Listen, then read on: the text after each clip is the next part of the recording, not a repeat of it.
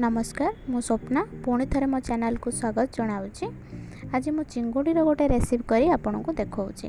देखंतु ये आसी मार्केट रो चिंगुड़ी जोटा कि पूरा क्लीन हो के आसी ताको आ बाछिबा को पड़िबनी। ठीक अछि, सेथिरे मु किछि हल्दी टिके लूण पके भल भाबरे ताको मिक्स करि दउची।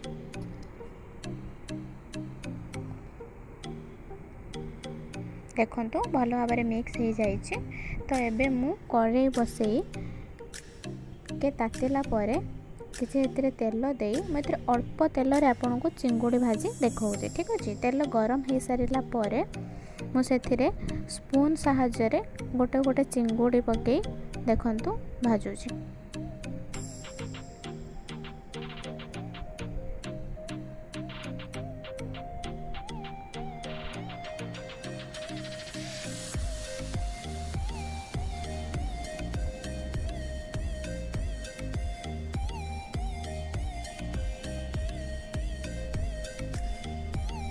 देखो धीरे धीरे सब जाक चिंगुड़ी ये पकईदेली तापर आस्ते आस्ते उल्टेबे और चिंगुड़ी आराम से आपड़ भाजबे, टेंशन नेबेनी, एथिरे भांगिबार कोनोसी ही चांस नाही। ठीक अछि, गोटे साइड गोल्डन ब्राउन हो सारा परे आ गोटे साइड उल्टेबे। ठीक अछि, देखंतु मु जेमती प्रोसेस रे उल्टौची, नॉर्मली माछ जेमती भाजंती से भली प्रोसेस रे आपड़ भाजबे। ठीक अछि, एठी देखंतु एपट सेपट दी पट साइड चिंगुड़ी हो जाइए। तापरे मु धीरे धीरे गोटे गोटे खोली के प्लेट रे रखुची। ठीक अछि, देखंतु सब जाक चिंगुड़ी मु गोटे प्लेट रे बाहर करके रखी दउची।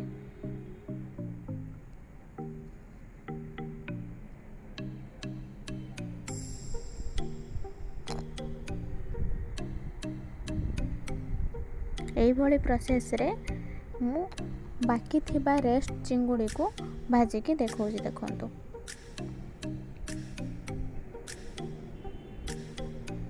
सब जाक चिंगुड़ी जेतिक अच्छे मु सब पकईके भाजी दउची। ठीक अछि,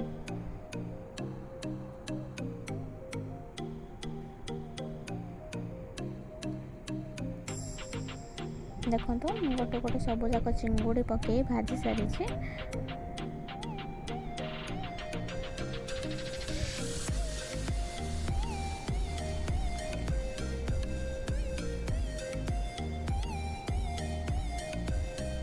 सब जाक चिंगुड़ी हो सारा पर मुझे गोटे प्लेट रे सब जाक रखी देइछि। ठीक अच्छे, देन चलते मुझे मसला कौन दरकार मु देखौछि। ठीक अच्छे, एठी मु ग्राइंडिंग जार रे दीटा रसुण को मु छड़े नहीं, किछि पियाज को एमती काटी देइछि, टमाटो गोटे ताको भल भाव में आउ किछि अदा गोटे इंच अदा को भल भाव में ग्राइंडिंग करके रखी देइछि। ठीक अच्छे, देन एठी आपण चाहिए भी कंचा आलूर भी आपड़ करें, जेहेतु चिंगुड़ी मु एई सेप आलू को काटिची, आपड़ चाहिए आपण के इच्छा अनुसार आलूर सेप दे पारे। ठीक अच्छे, आपड़ कंचा आलूर तरकारी कले टेस्ट अलग एवं आपड़ देखिए आलूटा को हल्का भाजी की तरकारी पकेबे तार टेस्ट अलग लगे। ठीक अच्छे, मुझे भाव में हल्का तेल रे मु आलू को भाजी दउची।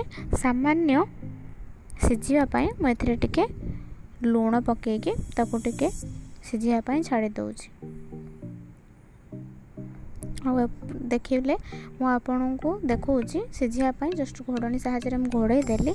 देन आपन को घोड़नी बाहर करके मु आपन को आलूटे आउ थे टिके भाजी दउची। ठीक अच्छे, देखो आलूटी बर्तमान सिझी जाइए, ताको मु गोटे प्लेट रे आलू को खोली देइछि।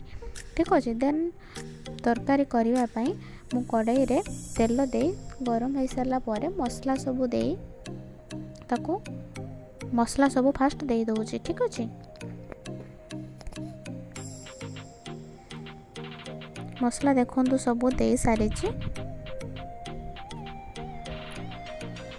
देन सेथिरे ग्राइंडिंग जार रे लागी थिबा अल्प बाटण को मु हल्का पानी देके सब कड़ाई रे पके देली। ठीक अच्छे, एथरे चलंतु मो सुखिला मसला एथरे ऐड करूची। ठीक अच्छे, जोटा किछि लूण स्वाद अनुसार,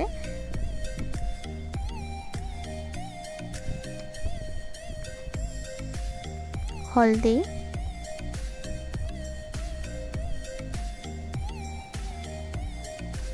लंका गुंड,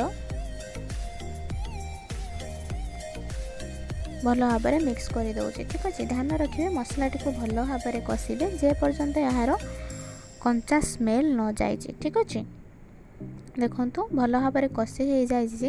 ଦେଖନ୍ତୁ ତେଲ ଆଉ ମସଲା ସେପାରେଟ୍ ହେଇଯାଇଛି, ତାହେଲେ ଆପଣ ଜାଣିବେ ଯେ ମସଲାଟି ଭଲ ଭାବରେ କଷି ହେଇଯାଇଛି। ରଖିଥିବା ଭଜା ହେଇଥିବା ଆଳୁକୁ ମୁଁ ଏଠି ଆଡ଼୍ କରୁଛି। ଠିକ୍ ଅଛି, ଟିକେ ଆଳୁ ସହିତ ଭଲ ଭାବରେ କଷିଦେବେ। ହାଲକା କଷି ସାରିଲା ପରେ ଆପଣ ସେଥିରେ ପାଣି ଆଡ଼୍ କରିବେ। ଠିକ୍ ଅଛି,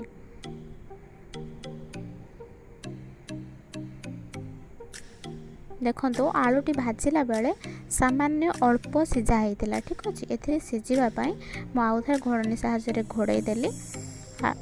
ଝୋଳ ଆଉ ଆଳୁ ଭଲ ଭାବରେ ସିଝିକି ଫୁଟି ସାରିଲା ପରେ ରଖିଥିବା ଚିଙ୍ଗୁଡ଼ିକୁ ଆପଣ ଆଡ଼୍ କରିବେ। ଠିକ୍ ଅଛି, ଦେଖନ୍ତୁ ମୁଁ ଏବେ ଚିଙ୍ଗୁଡ଼ିକୁ ପକାଇ ସାରିଲା ପରେ ଦେଖନ୍ତୁ ତରକାରୀଟି ଭଲ ଭାବରେ ଫୁଟି ଯାଇଛି। ଦେଖନ୍ତୁ ସୁନ୍ଦର କଲର୍ ବି ଆସିଯାଇଛି। ଠିକ୍ ଅଛି, ତାପରେ ମୁଁ ସର୍ଭିଂ ପ୍ଲେଟ୍ରେ ବାହାର କରିକି ଆପଣଙ୍କୁ ଦେଖାଉଛି। ଦେଖନ୍ତୁ ରେସିପିଟି କେମିତି ସୁନ୍ଦର ହେଇଛି। ଆପଣ ଘରେ ଚିଙ୍ଗୁଡ଼ିର ରେସିପି କରି ବନେଇ ନିଶ୍ଚିତ ଖାଆନ୍ତୁ। ଏପର୍ଯ୍ୟନ୍ତ ଯଦି ମୋ ଚ୍ୟାନେଲରେ ନୂଆ ତ ସବସ୍କ୍ରାଇବ୍ କରିବାକୁ ଭୁଲିବେନି। ମୁଁ ନେକ୍ସଟ ଆସିବି ଗୋଟେ ନୂଆ ରେସିପି ନେଇ। ଧନ୍ୟବାଦ।